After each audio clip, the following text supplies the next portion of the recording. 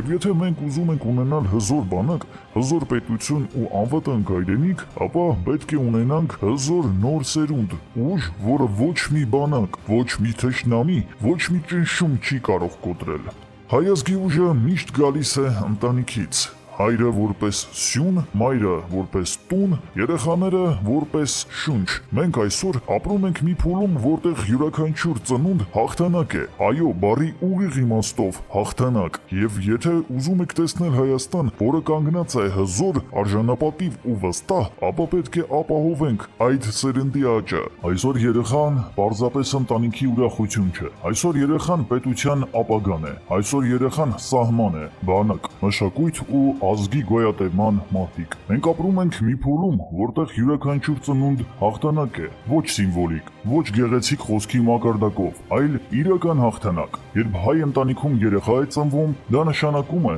որ Հայաստանը դեռ ապրում է, որ մենք չենք հանձնվում, որ մենք ընտրում ենք ապրել, ոչ թե պարզապես գոյատևել։